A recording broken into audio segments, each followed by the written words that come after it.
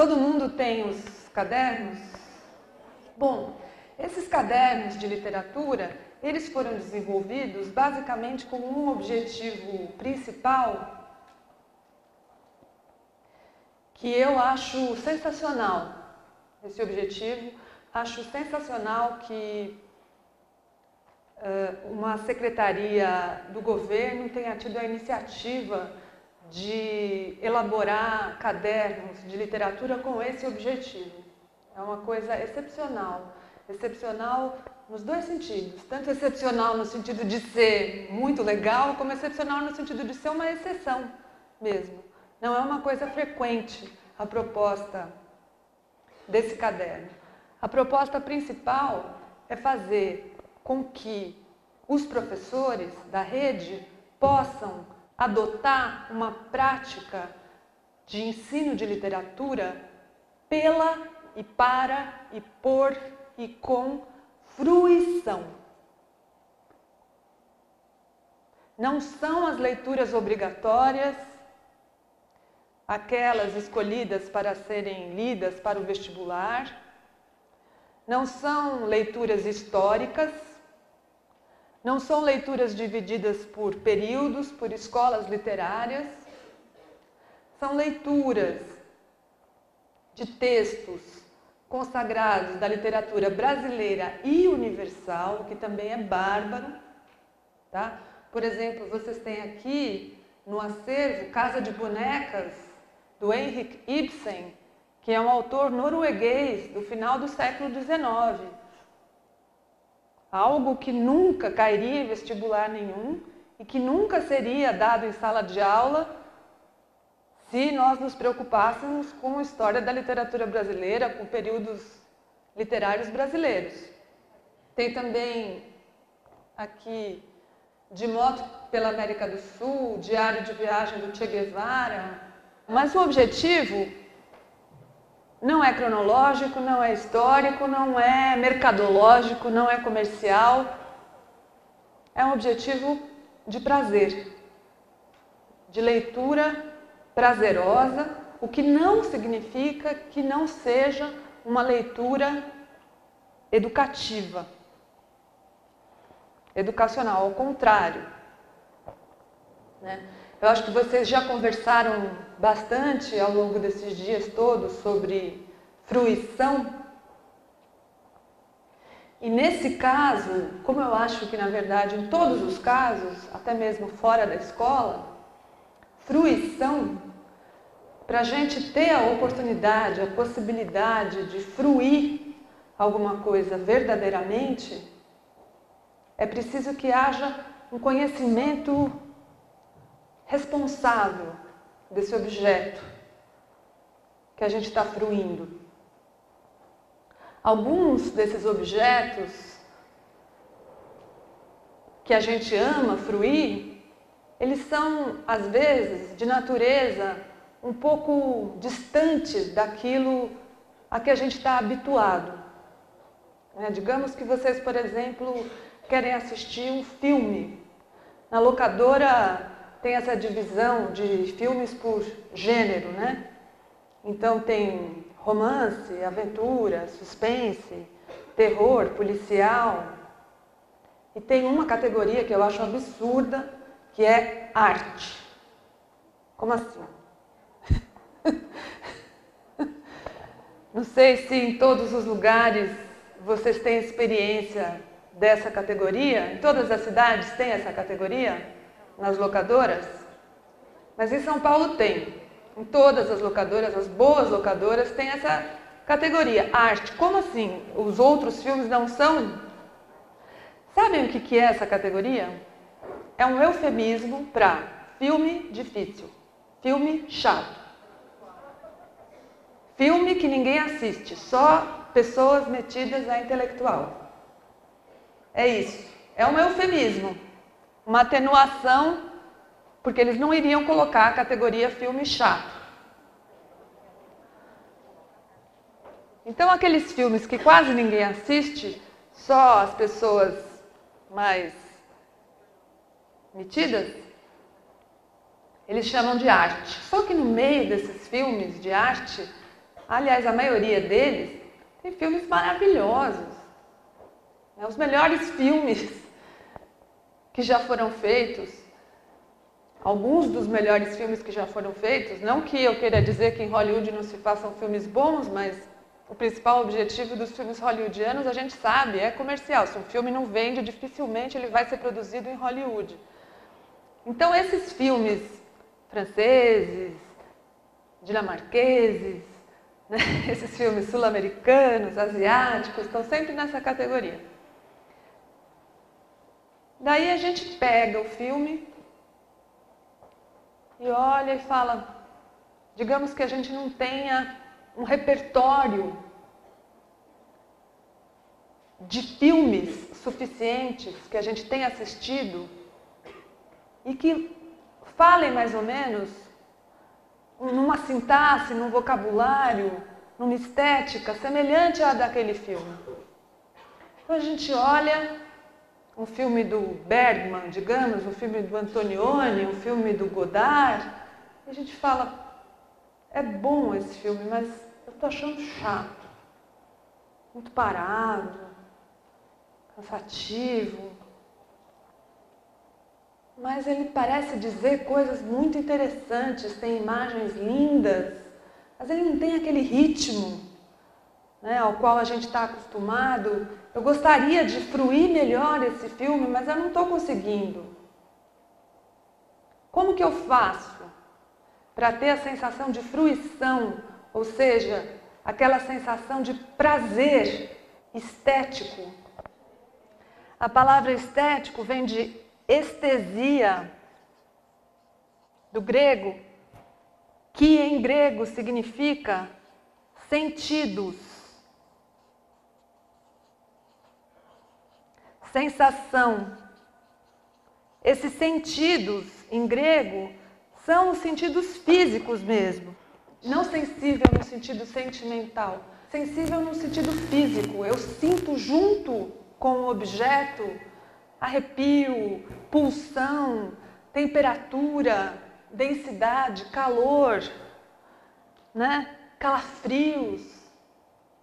Isso por causa de uma identificação também sensível com um objeto artístico, que se junta com os pensamentos, com os sentimentos. Então o prazer estético é um encontro feliz de sentimentos, ideias e sensações. É um encontro prazeroso de sentimentos, ideias e sensações. E eu quero ter esse prazer com aquele filme, mas eu não estou conseguindo. Como é que eu faço? Aí eu resolvo, eu vou assistir mais filmes desse cineasta, vou conhecer melhor. Eu vou assistir junto com mais alguém e eu vou discutir com essa pessoa qual é a opinião que ela teve. Por que terminou daquele jeito? O que você acha?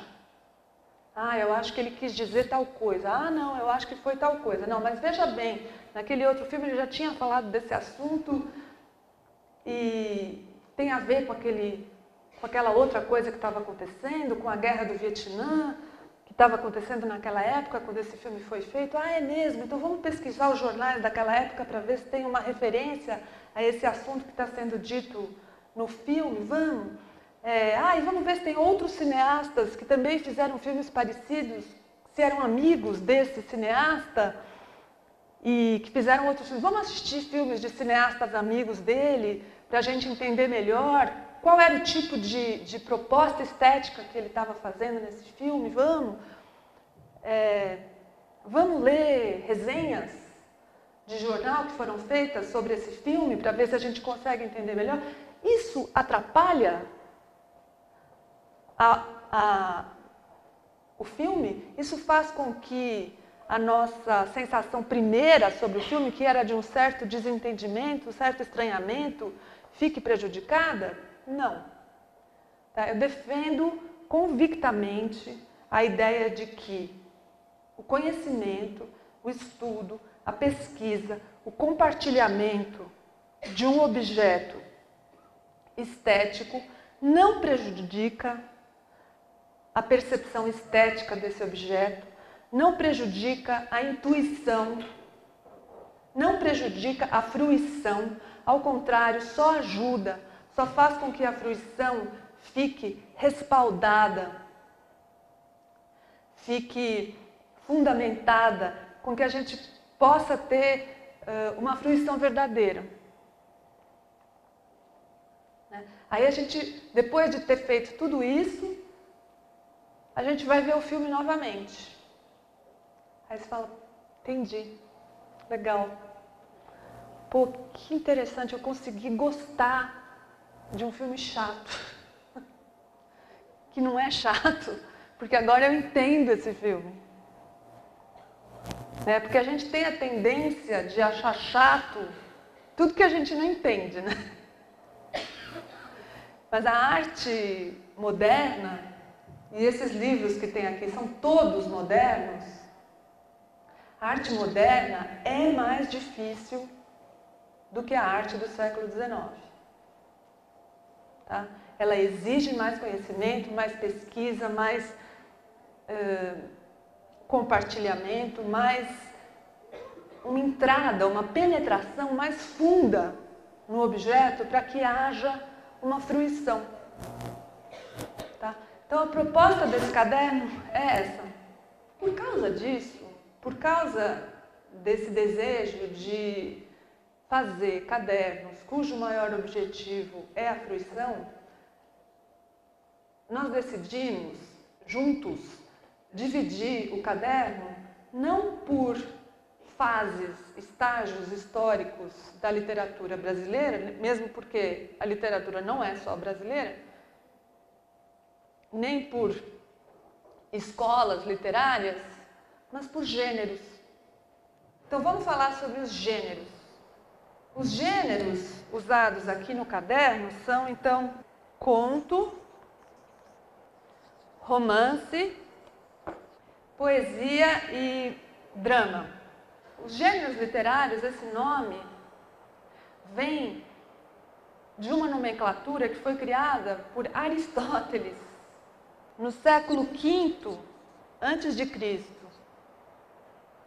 Portanto, 2.500 anos atrás. Foi no livro Poética que ele escreveu, e é um livro disponível, fácil de achar, um livro incrível que dominou e domina a teoria literária até hoje, embora já tenha sido muito rompido, transgredido, alterado, ele ainda tem muita importância para a teoria literária. Então, nesse livro, Poética, ele dividiu a literatura em 3 formas de expressão distintas, segundo o foco narrativo, o tipo de narrador que cada uma dessas expressões literárias utilizava, segundo o foco narrativo. Essas 3 expressões de linguagem da literatura para o Aristóteles são a épica, a lírica e a dramática. O foco narrativo da épica é a terceira pessoa. Então, a epopeia é aquele tipo de texto escrito, literário, que conta uma história que aconteceu com outro. Narrações mitológico-históricas sobre acontecimentos fundamentais para a formação de um povo. A lírica, primeira pessoa, era considerada pelo Aristóteles como um gênero menor. Primeira pessoa é menor para o Aristóteles, não para nós. Para quem a primeira pessoa é tudo, né? Mas para o Aristóteles, na Grécia Antiga, a primeira pessoa, dizem até alguns historiadores que o conceito de eu só foi realmente sedimentado no final da Idade Média. Imaginem isso. O que hoje para nós é tudo, né? Na Grécia Antiga parece que nem existia muito bem esse conceito formado, fechado, como existe hoje de eu. Era sempre a comunidade, o povo, a nação, a sociedade. Então a lírica é a primeira pessoa, são poemas em que o eu se lamenta pela ausência do homem amado, da mulher amada. O homem geralmente foi para a guerra, ou pede uma mulher em casamento, ou se lamenta pela morte do filho. E o gênero dramático, finalmente, que é o diálogo, tá? A segunda pessoa. Do gênero dramático, derivou mais tarde a tragédia. Então vocês conhecem os dramas gregos, Édipo, Bacantes, Antígona, né, que depois derivaram nas tragédias gregas, que são aqueles festivais trágicos que aconteciam na Grécia Antiga, duravam dias e dias, depois atravessaram a Idade Média inteira, foram até Shakespeare, né, que escreveu as tragédias shakespearianas. A tragédia derivou no romance, tá? Então, na Idade Média já havia romances. Romance de cavalaria, romance de capa e espada, que não são os mesmos romances que nós lemos hoje. Que esse romance que nós lemos hoje, ele se formou no século XVI com o livro Dom Quixote, que é considerado como o primeiro romance da era moderna. O romance, depois, que existe até hoje, derivou no conto e na crônica. Então, vocês veem que essas crônicas que a gente lê no jornal diariamente vieram do drama grego.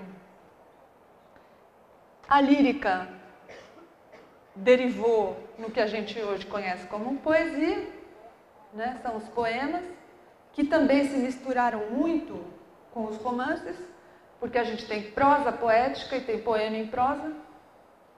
E a épica se transformou, sabe no quê? Na história. Então eu vou falar sobre esses gêneros modernos, que foram os escolhidos para serem usados no caderno.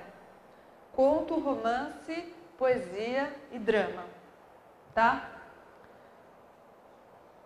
Como que a gente sabe que um conto é um conto? Primeira característica para a gente saber que um conto é um conto é a mais ridícula, a característica mais idiota. Ele é curto.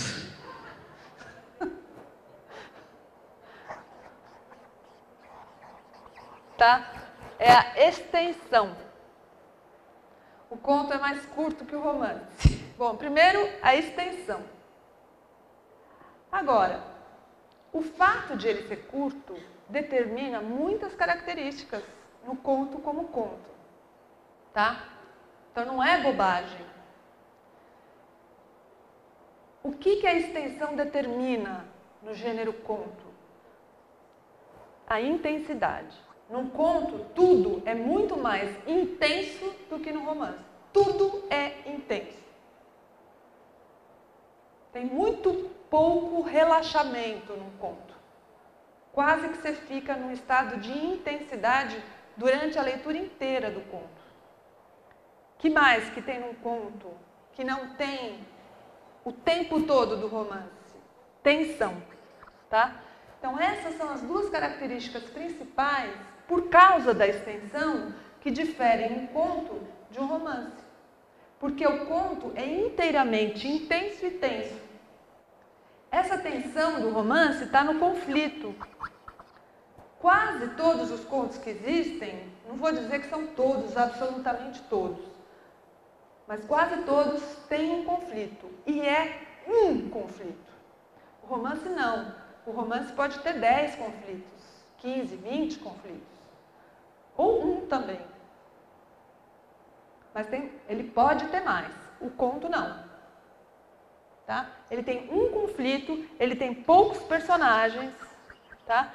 E ele tem tempo e espaço condensados também. Tudo é mais condensado no conto do que no romance. É uma condensação que não significa só maior brevidade de extensão, significa também maior tensão. É um compactamento, como se fosse uma bomba antes de explodir. né? Que ela fica com aquela massa toda muito condensada, compactada, que na hora que explode, arrebenta. Então, eu vou dar para vocês um exemplo de um conto que é considerado o menor conto do mundo. Só para vocês terem uma ideia de como um conto é tenso e intenso e como ele tem um conflito só. É um conto de um autor guatemalteco. É esse o conto inteirinho, do começo ao fim. Quando acordou, o dinossauro ainda estava lá. Vamos começar por uma característica que esqueci o nome dele. É um autor argentino. Ele diz assim, que uma das principais características de um conto é que ele conta duas histórias, não uma só. Então vejam que aqui tem uma história literal. Pilha, obrigada. Ricardo Pilha, que um conto conta basicamente duas histórias. Então aqui vocês estão vendo, tem uma história que está sendo contada. Quando acordou, o dinossauro ainda estava lá.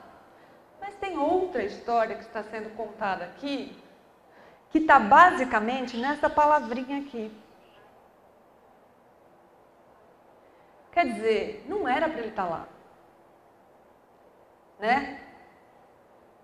Essa palavra indica que quando tem duas pessoas aqui, né? Ele ou ela, não sei, e um dinossauro. Quando ele ou ela foram dormir, ele ou ela esperavam que quando ele ou ela acordassem, o dinossauro não estivesse mais lá. Mas a pessoa acordou e ele ainda estava lá. Esse conto aqui, primeiro, ele tem duas histórias sendo contadas. Ele tem tempo, espaço,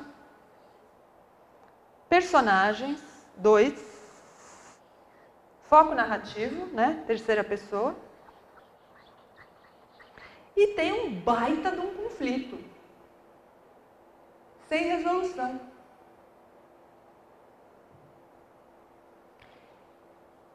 E vai me dizer aqui, tem alguém aqui com quem isso aí não tenha acontecido?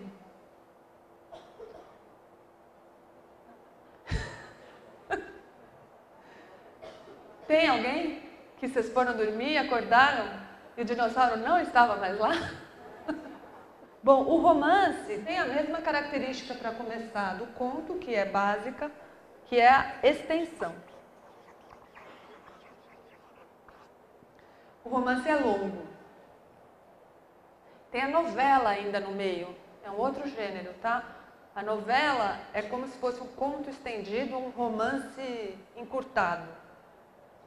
Tanto faz, né? Mas a gente não vai passar por esse gênero. Então, o romance é longo. O fato de ele ser longo também determina várias características narrativas do romance, tá? Então, ele tem momentos ele alterna, oscila entre tensão e relaxamento. Então, tensão e distensão, é a mesma coisa, né? Tensão e distensão. Alternância entre tensão e distensão.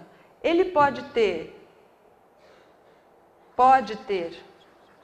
vários espaços, tempos, personagens, conflitos. E até pode ter, na modernidade, principalmente na contemporaneidade, pode ter vários focos narrativos. O conto também pode ter vários focos narrativos. Acontece isso no romance. Mas o romance, ele tem, historicamente, uma outra característica muito importante. Para um teórico da literatura do começo do século XX, que escreveu o livro Teoria do Romance, e que muitos de vocês já devem ter ouvido falar, que é o George Lukács, um teórico húngaro, no livro Teoria do Romance, é um livro de 1904. Nesse livro, ele diz assim: o romance é a epopeia da burguesia. É a epopeia, metaforicamente, né, a epopeia de um personagem perplexo com o vazio do mundo. Eu acho uma definição muito boa. Quem se dá o trabalho de escrever um romance, inevitavelmente, quase, vai esbarrar em uma perplexidade de um personagem diante, como vai existir um conflito, diante de alguma ausência histórica, social, política, de algum problema grave do mundo, da existência, ou da própria existência, de algum vazio, até que seja psicológico, existencial, afetivo. Mas é praticamente inevitável que o romance fale de um vazio. E da perplexidade do personagem diante desse vazio. Então, poesia agora. Bom, se nós perguntarmos para os nossos alunos como é que eu sei que um poema é um poema, eles vão dizer, porque tem rima. Mas não tem. Então, não essa resposta não vale mais. Como é que a gente reconhece que um poema é um poema agora que não tem mais rima, nem métrica, nem estrofe, nem refrão? Tem uma coisa que a poesia não perdeu. Então, eu vou pôr aqui, ó, poesia moderna. Tá? Porque na poesia antiga era fácil dizer que um poema era um poema. Se tinha rima, métrica, ritmo, andamento, estrofe. Agora não tem divisões, agora não mais. Então, a poesia moderna. Como a gente sabe que um poema é um poema? Só tem uma coisa que a poesia não perdeu. A cesura. Ela não perdeu. Né? O poema não perdeu o corte. Né? Então, se eu disser assim, bom dia, amigo, tudo bem com você? Mas eu cortei, é um poema. O que o fato de a cesura não ter desaparecido do poema muda no poema enquanto poema? O que é muito importante num poema, como poema? O som, o ritmo. Antes de mais nada isso, as palavras. Quando eu leio um poema assim, cada palavra tem muito maior importância do que quando eu falo, bom dia, amigo, tudo bem com você? Do mesmo jeito como eu poderia dizer, bom dia, cara, tudo legal? Não faz a menor diferença, mas aqui faria toda a diferença. Porque cada palavra tem um valor muito diferente quando ela ganha a cesura. Ela cresce como palavra. Tá? Então, o que a poesia faz, que nenhum outro gênero faz, é ressaltar o valor da palavra enquanto palavra. Cada palavra no poema só poderia ser aquela palavra. Tá? Não poderia ser outra palavra. Isso a poesia ainda manteve como valor. Que mais? As imagens. Então, as metáforas, metonímias, aí aqui tem as aliterações, assonâncias, paronomásias, todas as figuras de pensamento, de linguagem, de palavra. O drama. Bom, o que é básico para a gente reconhecer que um drama é um drama? É o diálogo, ou o monólogo, ausência de narrador, ou menor presença, digamos. Às vezes tem um narrador, né? Mas ele é menos importante do que os personagens. Então, no drama, o que importa são os personagens. O drama, ele fica numa fronteira entre duas linguagens, que são a literatura e o teatro. São duas coisas completamente diferentes. O drama é um gênero que pertence a dois modos de expressão diferentes. Um é a literatura e o outro é o teatro. Então é muito difícil ler um drama, ler um drama. Porque o drama exige interpretação. E que mais que acontece no drama? A atualização. A atualização tem a ver com a interpretação. Qual é o objetivo de uma encenação dramática? Fazer com que aquilo que está sendo dialogado, interpretado, pareça que está acontecendo naquele momento. O distanciamento de um leitor, essa é a expectativa, né? Ou de um espectador em relação a um texto teatral, é a de que a expectativa é a de que esse leitor ou esse espectador participem. O distanciamento é muito menor num drama do que nos outros textos literários. Tá? Num romance, você começa hoje, continua amanhã, continua daqui a um mês, volta. Né? Num conto também, você pode tomar um cafezinho. No poema, menos. Um poema é bom que seja lido de um fôlego só. Mas num drama, principalmente se ele está sendo encenado, ele está acontecendo. Como é que você vai tomar um cafezinho? Ele vai continuar. Porque ele não depende de você, ele está acontecendo. A gente tem que criar condições para que a leitura de um drama pareça uma encenação. Porque esse é o objetivo de todo texto dramático, é ser encenado. Então como que ele vai ser lido? Aí ele perde a característica de drama, como drama mesmo.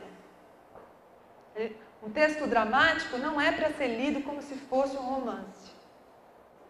Eu vou explicar para vocês de que maneira a gente dividiu o trabalho com esses gêneros no caderno.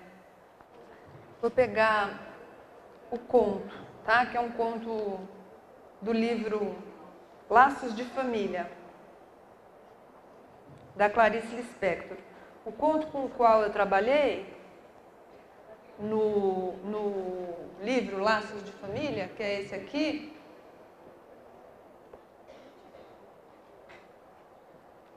aqui, é o conto Uma Galinha.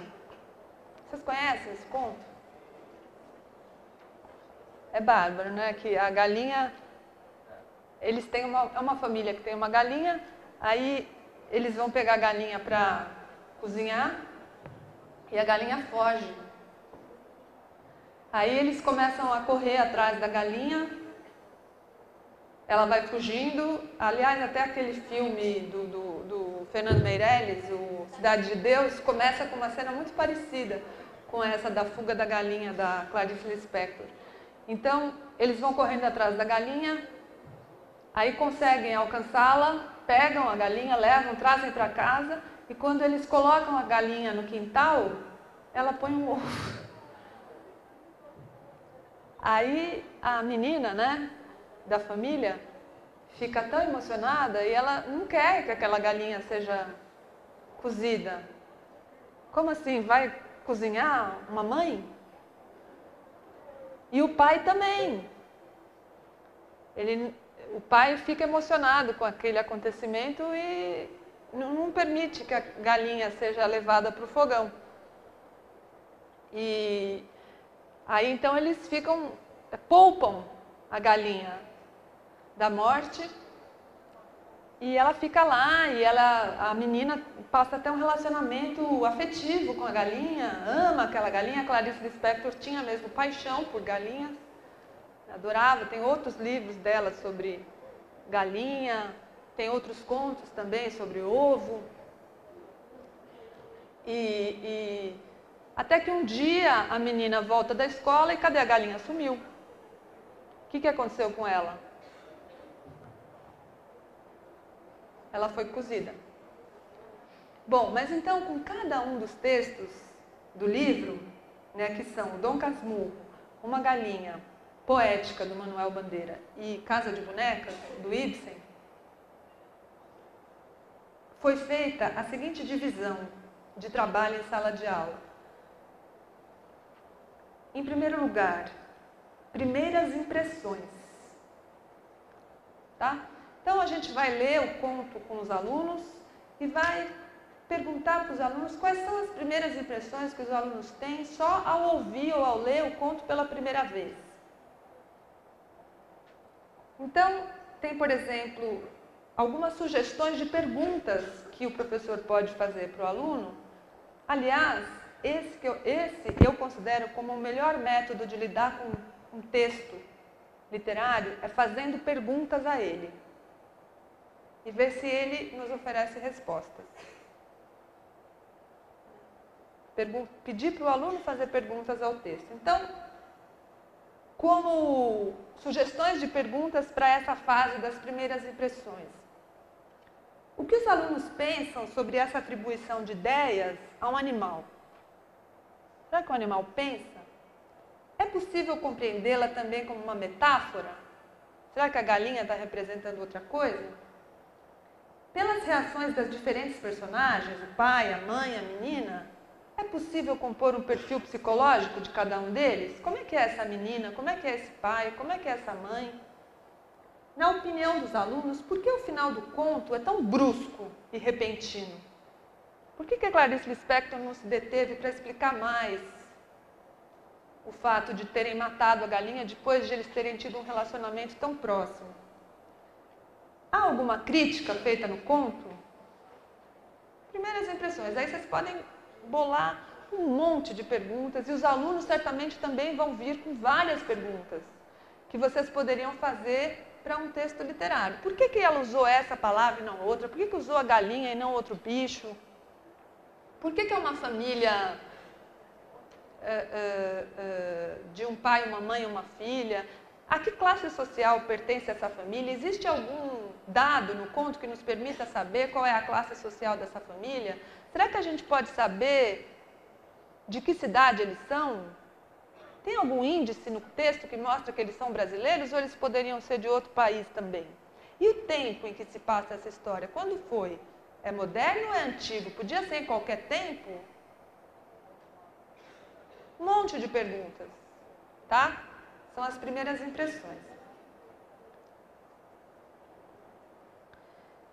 Depois, tem a sugestão aqui de que se trabalhe um pouco com a vida da autora.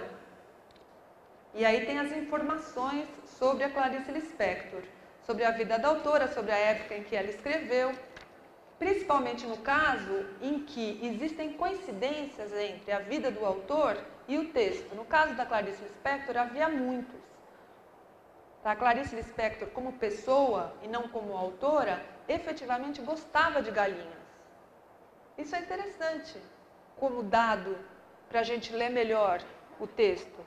A Clarice Lispector escreveu outros textos sobre galinha. Quem sabe vocês não possam trazer para a classe esses outros textos que foram escritos sobre galinha. Tem um texto infantil dela sobre galinha. O que leva uma pessoa a gostar de galinha? Bom, a segunda etapa do trabalho no livro, depois das primeiras impressões e desse trabalho com a biografia do autor, que nem sempre é tão importante, tá, gente? Nem sempre a biografia do autor é tão importante para a gente compreender o texto. No caso da Clarice no caso do Machado de Assis no caso do Manuel Bandeira o fato de ele ter sido tuberculoso importa para nós compreendermos melhor a poesia dele. No caso do Ibsen, menos, bem menos. É menos importante conhecer a biografia do Ibsen, mas é muito importante conhecer a geografia da Noruega para entender Casa de Bonecas. Entender o clima da Noruega, o frio que é viver lá e como o frio que se vive na Noruega influi no comportamento muito conservador das famílias norueguesas. Muito rígido. Então tem a ver com frio. Isso interessa. Depois, então, a segunda etapa do trabalho de leitura é a leitura compreensiva e crítica. Então, primeiro, as primeiras impressões. Depois, leitura compreensiva e crítica. Nessa etapa do trabalho, a sugestão é que vocês façam um trabalho de análise. Tá? Tudo baseado naquela proposta do Antônio Cândido de dividir o trabalho com o texto em comentário, análise e interpretação. Então, essa etapa de leitura compreensiva e crítica corresponderia ao momento de análise. O que é a análise? Dividir um objeto em partes. Tá? Isso é análise. A análise não compreende a interpretação. Interpretação é outra coisa. A interpretação a gente faz depois da análise. Então, entender como o texto é composto, como o texto é construído enquanto linguagem, enquanto conto. Então, eu vou dizer para vocês, sobre esse conto A Galinha, algumas sugestões de perguntas, novamente, que eu sugiro e que vocês podem mudar à vontade nessa etapa de análise. Quais são os momentos do conto em que se pode dizer que a narradora utiliza a técnica do fluxo de consciência? Que é aquele diálogo interno, né? Tem horas em que a galinha fica conversando consigo mesma. Releia com os alunos as seguintes frases do conto. Nunca se adivinhara na galinha um anseio. A galinha é um ser. Nunca ninguém acariciou uma cabeça de galinha. Aí a pergunta, será que essas frases têm um significado em comum? Será que esse significado simbolizaria a visão da autora ou da narradora? Ou do narrador? Outra pergunta. Em que momentos do conto são feitas referências às fábulas ou contos de fada tradicionais? Tipo, Era uma Vez, Foram Felizes para Sempre. E qual é a razão para isso? Daí vocês podem fazer nessa etapa de leitura compreensiva e crítica perguntas assim. Se for um poema, por exemplo, quais são as aliterações, quais são as assonâncias, tem rima, não tem rima, a métrica é regular, quais são as figuras de linguagem, por que tem a predominância de um determinado som no poema? Digamos que seja um poema sobre o vento, aí o poeta tem escolhido os sons F, V. Por que tem a predominância desses sons, F, V, no poema sobre o vento? No conto da Clarice Lispector, tem começo, meio e fim? Por que tem tão poucos personagens? Que mais? Quantos conflitos tem no conto? Tem duas histórias que estão sendo contadas? Esse conto lembra outros contos de outros autores?